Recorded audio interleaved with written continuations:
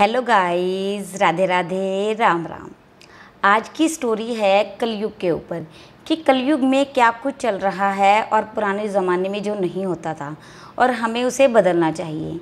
आज की स्टोरी बहुत अच्छी है, आप लोगों को बहुत कुछ सीखने को मिलेगा। चलिए स्टार्ट करते हैं आज की स्टोरी। एक होता है भगवान का आदमी, उसके 2 बच्चे होते हैं और वो अपने बच्चों को कहता है कि आप कभी उस जगह पर नहीं जाओगे।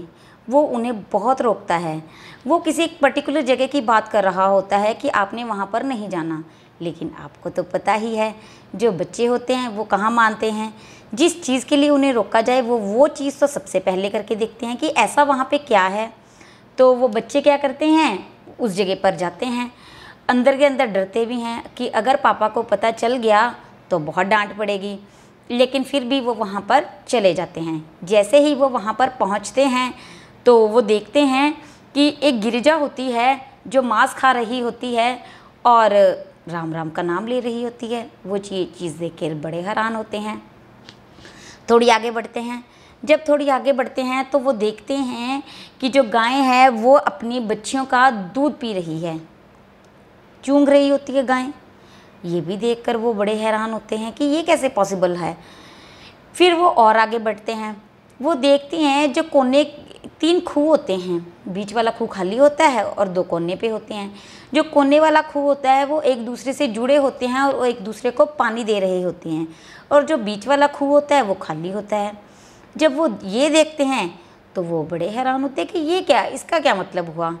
तो वो हैरान होते होते फटाफट भागकर घर आते हैं। अपने पापा को कहते हैं, पापा पापा आपने हमें जिस जगह पर जाने के लिए रोका था हम वहाँ पर चले गए, लेकिन हमें माफ़ कर दीजिए, हम वहाँ पर नहीं जाना चाहते थे। आपने रोका तो हम वहाँ पर जाने की सोच भी नहीं सकते थे, लेकिन फिर भी हम वहाँ पर चले गए।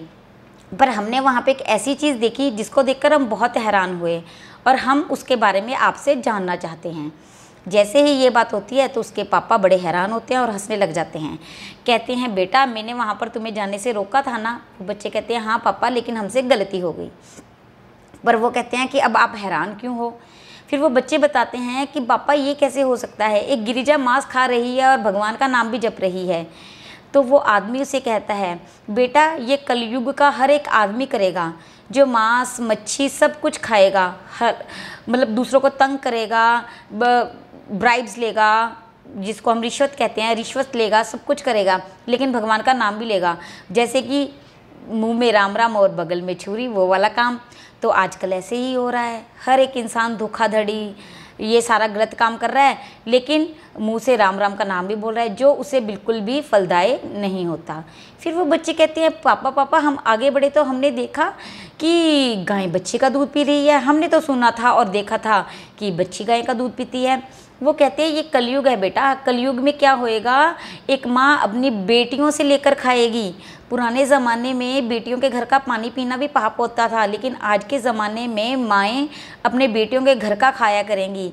तो वो गाय भी अपनी बच्ची का दूध पी रही थी। ये चीज़ सुन के बच्चे हैरान। फिर वो कहते, चलो ये चीज़ तो हमें 2 समझ में आ गई पापा, लेकिन वहाँ पर एक खूह था, 3 खूह थे, एक खाली और 2 भरे हुए। जो खाली था वो तो खाली ही था, जो भरे हुए थे वो एक दूसरे को भर रहे थे, आपस में जुड़े हुए थे। इसका क्या मतलब हुआ। तो वो कहता है, ये भी कलयुग के परिवारों की सच्चाई है। जो पहले से अमीर है वो अपनी अमीर बहन भाई से ही बरतना पसंद करेगा। जो गरीब है, जिसके पास कुछ नहीं है, उसके साथ बरतने में हर एक बंदा परहेज करेगा। तो वो जो बीच वाला खूह था वो एक गरीब भाई था, और जो कोने में थे वो दोनों अमीर थे, जो आपस में एक दूसरे के साथ बरत के एक दूसरे को तो भर रहे हैं।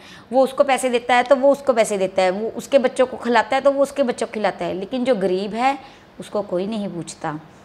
तो बच्चों को सबक मिला, उन्होंने सीखा, और वो अपने पिताजी को कहते हैं कि पिताजी आपने हमें सही जगह राह दिखाई थी कि हमें वहाँ पर नहीं जाना चाहिए था, क्योंकि वहाँ पर सब कुछ गलत था देखने के लिए, लेकिन हमने वो देखकर कुछ सीखा और हम इसको आगे बढ़ाएंगे।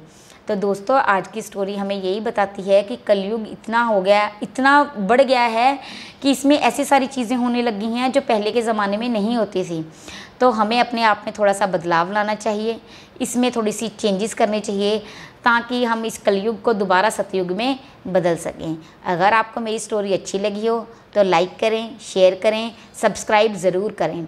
सब्सक्राइब करने के बाद साथ का जो बेल आइकन है उसको ज़रूर प्रेस करें ताकि मेरी हर आने वाली मोटिवेशनल स्टोरी आपके पास सबसे पहले पहुंच जाए और आप उसका आनंद ले सकें। धन्यवाद।